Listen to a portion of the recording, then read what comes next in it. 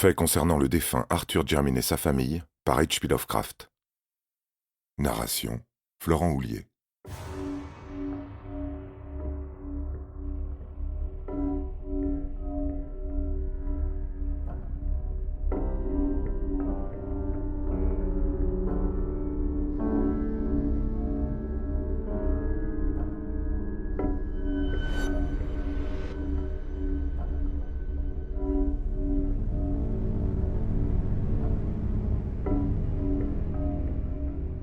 La vie est une chose hideuse, et, derrière ce que nous savons d'elle, se cachent des allusions démoniaques à la vérité, qui la rendent parfois 1000 fois plus hideuse. La science, déjà oppressante avec ses révélations choquantes, sera peut-être l'exterminateur ultime de notre espèce humaine, si nous sommes une espèce à part entière, car sa réserve d'horreur inavouée ne pourrait jamais être supportée par des cerveaux mortels si elle était livrée au monde entier. Si nous savions ce que nous sommes réellement, nous ferions comme Sir Arthur Jermyn.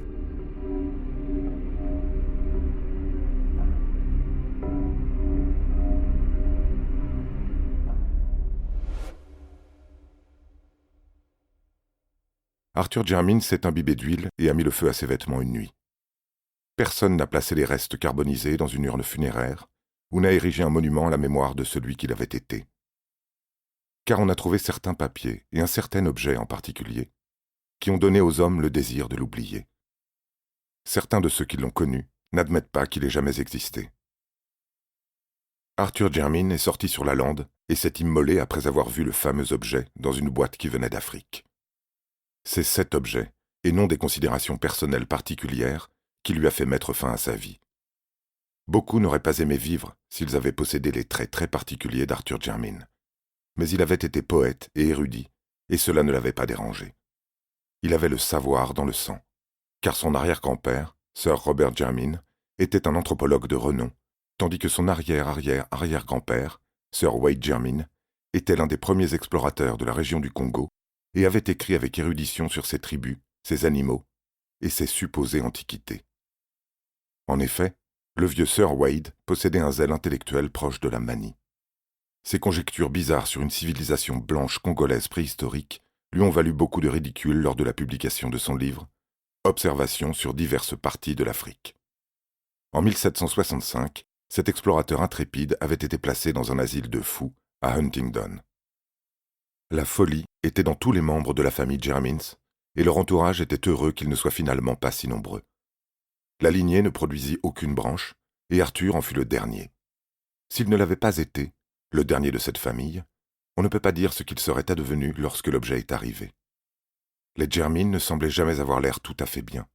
Quelque chose n'allait pas chez eux en général, même si Arthur était le pire de cette famille. Les vieux portraits de famille à Jermyn House montraient des visages assez beaux avant l'époque de Sir Wade. La folie a certainement commencé avec Sir Wade, dont les histoires terribles d'Afrique faisaient à la fois le bonheur et la terreur de ses quelques amis. Cette folie se manifestait dans sa collection de trophées et de spécimens, qui n'étaient pas ceux qu'un homme normal aurait accumulés et conservés, et apparaissait de manière frappante dans la réclusion quasi-orientale dans laquelle il maintenait sa femme. Cette dernière, avait-il dit, était la fille d'un commerçant portugais qu'il avait rencontré en Afrique. Et elle n'aimait pas les manières anglaises. Son épouse, accompagnée d'un fils en bas âge né en Afrique, l'avait suivi au retour du deuxième et plus long de ses voyages, et était partie avec lui au troisième et dernier voyage, sans jamais revenir. Personne ne l'avait jamais vu de près, pas même les domestiques, car son caractère était violent et singulier. Pendant son bref séjour à Jermyn House, elle occupait une aile isolée, et son mari était le seul à la servir. Sir Wade était, en effet, très particulier dans sa sollicitude pour sa famille, car lorsqu'il retourna en Afrique, il ne permit à personne de s'occuper de son jeune fils, à l'exception d'une détestable femme noire de Guinée. À son retour, après la mort de Lady Jermyn, il prit lui-même entièrement soin du garçon. Mais ce sont les propos de Sir Wade, surtout lorsqu'il avait trop bu, qui ont principalement amené ses amis à le considérer comme fou. Dans une époque rationnelle comme le XVIIIe siècle, il était imprudent pour un homme instruit de parler de vues sauvages et de scènes étranges sous la lune du Congo, des murs et piliers gigantesques d'une ville oubliée, en ruines et plantée de vignes, et des marches de pierre humides et silencieuses qui descendent interminablement dans l'obscurité de voûtes au trésor abyssal et de catacombes inconcevables. Il était particulièrement imprudent de s'extasier sur les êtres vivants qui pouvaient hanter un tel endroit. Des créatures à moitié issues de la jungle et à moitié de la ville, impies et décrépies. Des créatures fabuleuses que même un Pline pourrait décrire avec scepticisme. Des choses qui auraient pu surgir après que les grands singes aient envahi la ville mourante avec ses murs et ses piliers, ses voûtes et ses sculptures étranges. Pourtant, après son retour à la maison pour la dernière fois, Sir Wade parlait de ces sujets avec un zeste étrange et frissonnant, le plus souvent après son 3e verre au Knight's Head. Il se vantait de ce qu'il avait trouvé dans la jungle et de la façon dont il avait habité parmi des ruines terribles connues de lui seul. Et finalement, il avait parlé des êtres vivants d'une telle manière qu'on l'avait emmené à l'asile de fous. Il avait manifesté peu de regrets lorsqu'il avait été enfermé dans la pièce cloîtrée et capitonnée de Huntingdon, l'hôpital psychiatrique local, car son esprit commençait à tanguer curieusement. Depuis que son fils avait commencé à sortir de l'enfance, il avait de moins en moins aimé sa maison, jusqu'à ce qu'il semble finalement la redouter. Le Knight's Head avait été son quartier général, et lorsqu'il y était confiné, il exprimait une vague gratitude, presque soulagé de se sentir protégé. 3 ans plus tard, il mourut.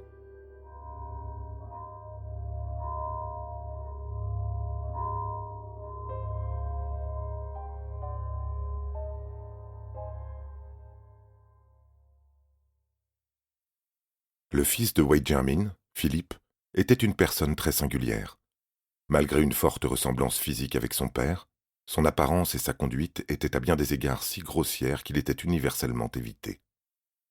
Bien qu'il n'ait pas hérité de la folie que certains craignaient, il était d'une stupidité extrême et était sujet à de brèves périodes de violence incontrôlable. De petite taille, mais intensément puissant, il était d'une incroyable agilité. 12 ans après avoir hérité de son titre, il épousa la fille de son garde-chasse, une personne que l'on disait d'origine gitane, mais avant la naissance de son fils, il s'engagea dans la marine comme simple marin, achevant ainsi le dégoût général que ses habitudes et sa mésalliance avaient suscité.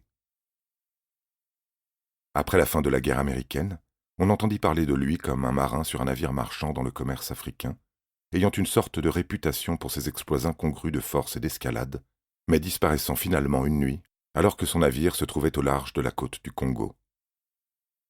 Chez le fils de Sir Philip Jermyn, la particularité familiale désormais acceptée prit un tour étrange et fatal. Grand et assez beau, avec une sorte de grâce orientale, malgré certaines légères bizarreries de proportion, Robert Jermyn a commencé sa vie comme érudit et chercheur. C'est lui qui a été le premier à étudier scientifiquement la vaste collection de reliques que son grand-père fou avait ramenées d'Afrique, et qui a rendu le nom de la famille aussi célèbre en ethnologie qu'en exploration. En 1815, Sir Robert épousa une fille du 7e vicomte Brightholme et fut ensuite le père de 3 enfants, dont l'aîné et le cadet ne furent jamais vus en public en raison de malformations de l'esprit et du corps. Attristé par ses malheurs familiaux, le savant chercha un soulagement dans le travail et fit 2 longues expéditions à l'intérieur de l'Afrique.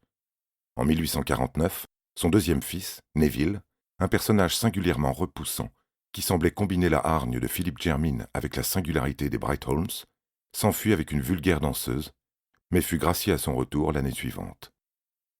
Il revint à Jermyn House en tant que veuf avec un fils en bas âge, Alfred, qui devait un jour être le père d'Arthur Jermyn. Les amis disent que c'est cette série de chagrins qui a déstabilisé l'esprit de Sir Robert Jermyn. Pourtant, c'est probablement un simple morceau de folklore africain qui a provoqué la catastrophe.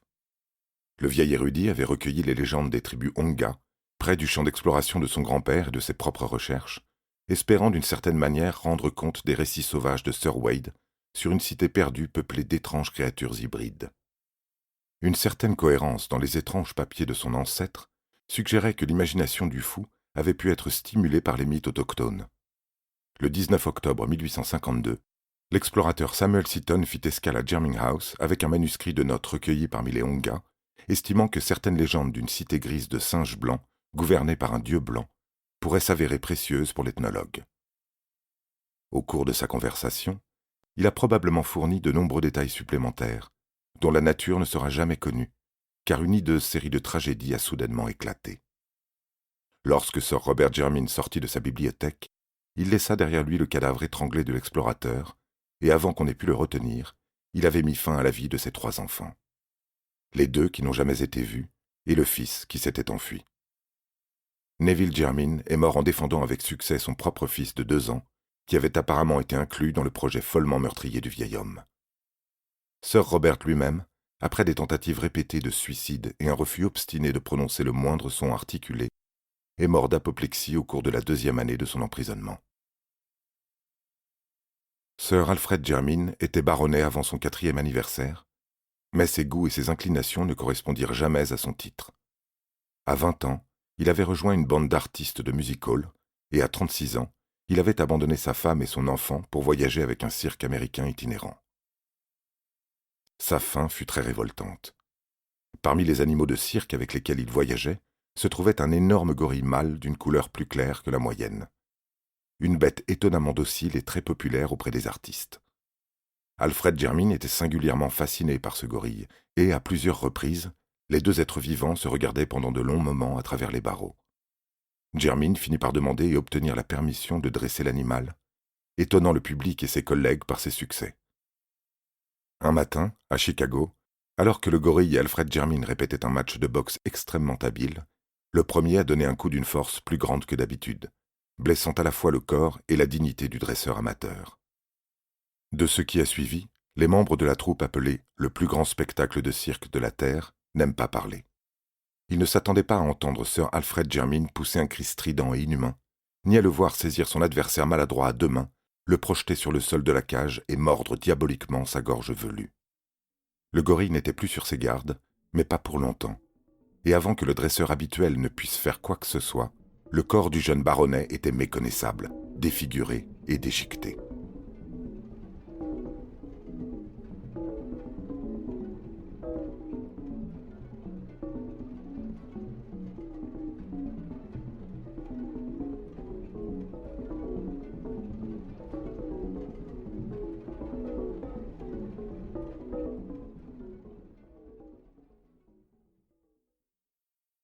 Arthur Jermyn était le fils de Sir Alfred Jermyn et d'une chanteuse de music-hall d'origine inconnue.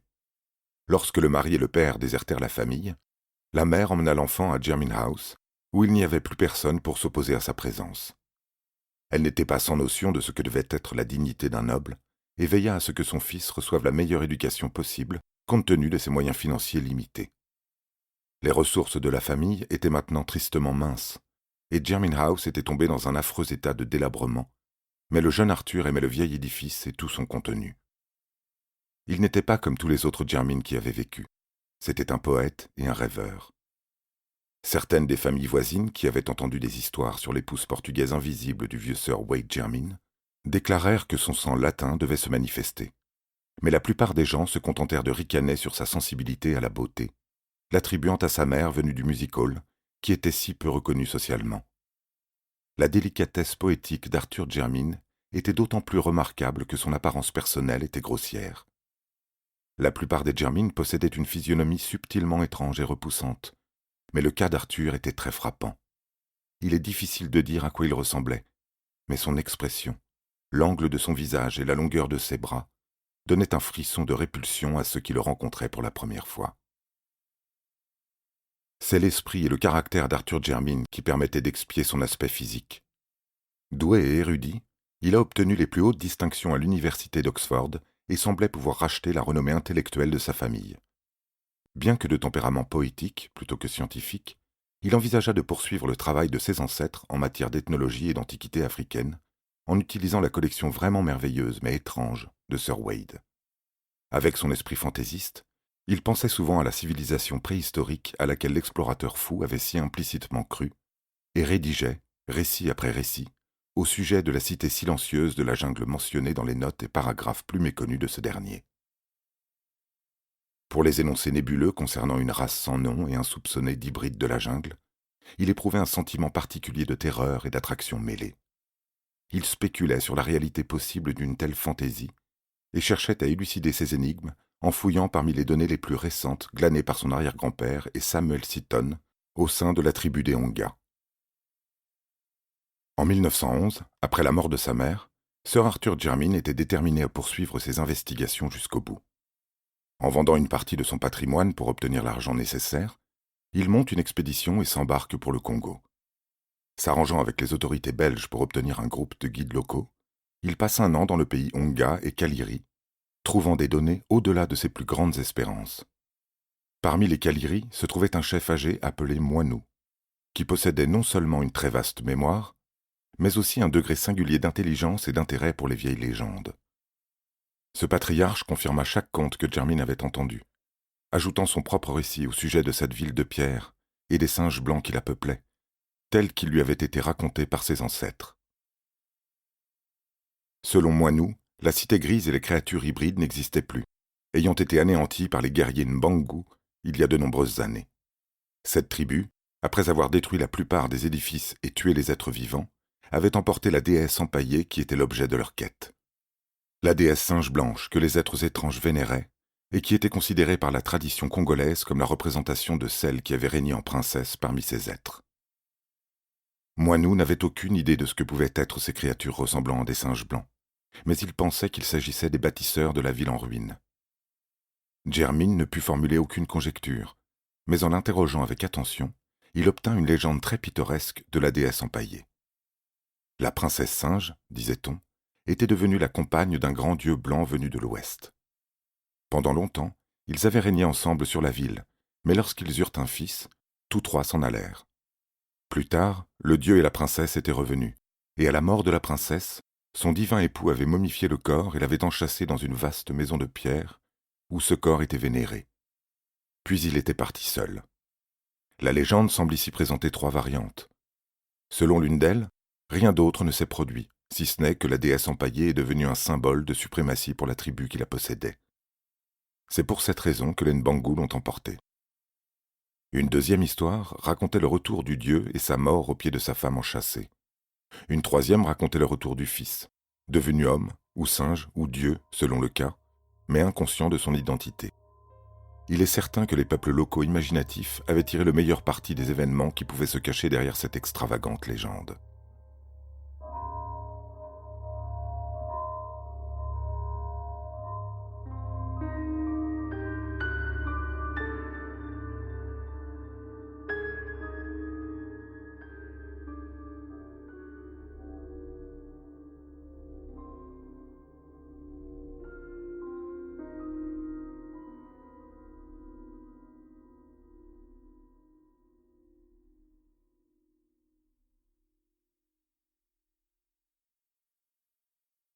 Arthur Jermyn n'avait plus aucun doute sur la réalité de la cité de la jungle décrite par le vieux Sir Wade, et ne fut guère étonné lorsqu'au début de l'année 1912, il tomba sur ce qu'il en restait. Sa superficie dans les légendes avait été exagérée, mais les pierres qui jonchaient le sol prouvaient qu'il ne s'agissait pas d'un simple village local. Malheureusement, aucune sculpture n'a pu être trouvée, et la petite taille de l'expédition n'a pas permis de lancer des opérations visant à dégager le seul passage visible qui semblait mener au système de caves et de cryptes mentionné par Sir Wade. Les singes blancs et la déesse empaillée furent des sujets discutés avec tous les chefs indigènes de la région.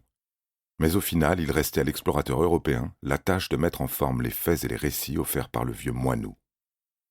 Monsieur Verhaeren, agent belge dans un comptoir commercial du Congo, pensait qu'il pourrait non seulement localiser, mais aussi obtenir la déesse empaillée, dont il avait vaguement entendu parler. En effet, les Mbangu, autrefois puissants, étaient désormais un peuple soumis du gouvernement du roi Albert, et il suffisait d'un peu de persuasion pour les amener à se séparer de l'horrible divinité qu'ils avaient emportée avec eux. Lorsque Jermyn s'est embarqué pour l'Angleterre, c'était donc avec la probabilité exaltante qu'il recevrait quelques mois plus tard une relique ethnologique inestimable, confirmant les récits les plus sauvages de son arrière-arrière-arrière-grand-père, c'est-à-dire les plus sauvages et incroyables qu'il ait jamais entendus. Les compatriotes proches de Jermyn House avaient peut-être entendu des récits plus étonnants transmis par des ancêtres qui avaient écouté Sir Wade autour des tables du Knight's Head. Arthur Jermyn attendit très patiemment l'envoi tant attendu de M. Verhaeren, tout en étudiant avec une diligence accrue les manuscrits laissés par son ancêtre fou. Il commença à se sentir étroitement apparenté à Sir Wade et à rechercher les souvenirs de la vie personnelle de ce dernier en Angleterre, ainsi que de ses exploits africains. Les récits oraux de l'épouse mystérieuse et recluse avaient été nombreux, mais il ne restait aucune relique tangible de son séjour à Jermyn House. Jermyn se demanda quelles circonstances avaient pu provoquer ou permettre un tel effacement, et décida que la folie du mari en était la cause première. Son arrière-arrière-arrière-grand-mère, se rappelait-il, était censée avoir été la fille d'un négociant portugais en Afrique. Sans doute son héritage pratique et sa connaissance superficielle du continent noir l'avaient-il amené à faire fi des propos de Sir Wade sur l'intérieur des terres, chose qu'un tel homme n'était pas prêt de pardonner. Elle était morte en Afrique, peut-être traînée là par un mari déterminé à prouver ce qu'il avait raconté.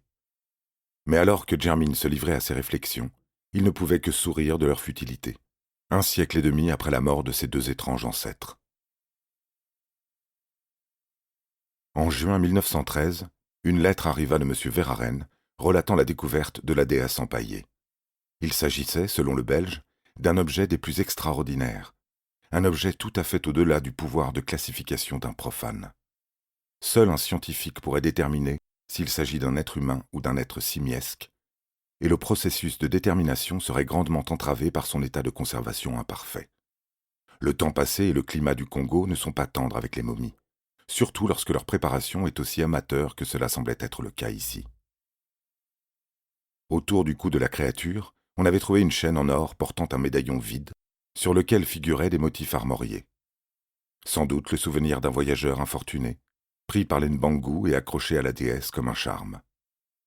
En commentant le contour du visage de la momie, M. Verhaeren a suggéré une comparaison fantaisiste, ou plutôt, il a estimé un étonnement teinté d'humour quant à la façon dont son correspondant serait surpris, mais il était trop impliqué scientifiquement pour gaspiller ses paroles avec une telle légèreté.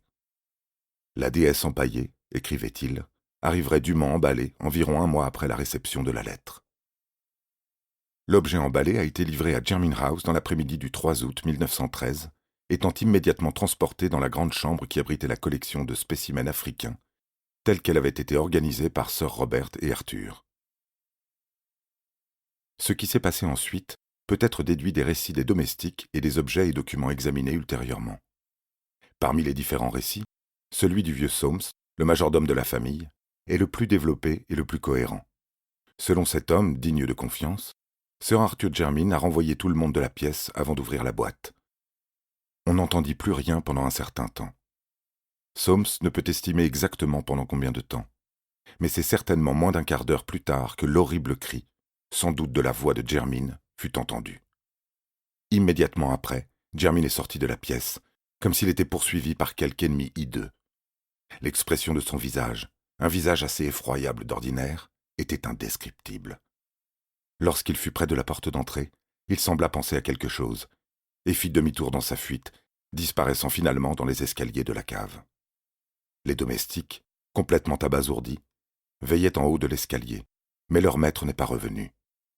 Une odeur d'huile était tout ce qui remontait des sous-sols.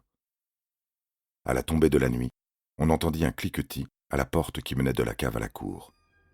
Et un garçon d'écurie vit Arthur Jermyn, luisant de la tête aux pieds avec de l'huile et rougissant de ce fluide, sortir furtivement et disparaître sur la lande noire qui entourait la maison. Puis, dans une exaltation d'horreur suprême, tout le monde vit sa mise à mort. Une étincelle apparut sur la lande, une flamme s'éleva, et une colonne de feu atteignit les cieux, une torche humaine. La famille des Jermyn n'existait plus.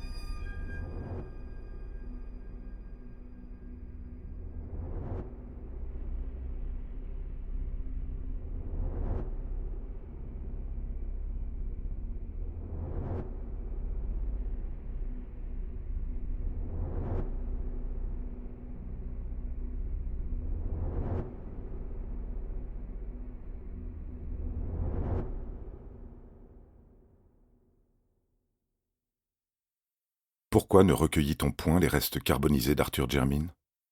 À cause de ce qu'on trouva dans la caisse. La momie de la déesse, hideuse, desséchée et rongée, était visiblement celle d'un singe blanc, d'une espèce ignorée, moins velue que les autres et beaucoup plus proche de l'être humain. Cet air humain était presque choquant. Une description détaillée serait plutôt désagréable, mais 2 détails saillants doivent être racontés. Car ils s'accordent de façon révoltante avec certaines notes des expéditions africaines de Sir Wade Jermyn et avec les légendes congolaises du dieu blanc et de la princesse singe. Les 2 détails en question sont les suivants. D'abord, les armoiries gravées sur le médaillon étaient celles des Jermyn. Ensuite, la remarque malicieuse de M. Verhaeren quant à une certaine ressemblance s'appliquait horriblement, abominablement, au visage sensible d'Arthur Jermyn, descendant de Sir Wade Jermyn et de son épouse inconnue. Les membres de l'Institut royal d'anthropologie brûlèrent la momie et rejetèrent ses cendres dans un puits, ainsi que le médaillon. Certains d'entre eux refusent même d'admettre qu'Arthur Jermyn ait jamais existé.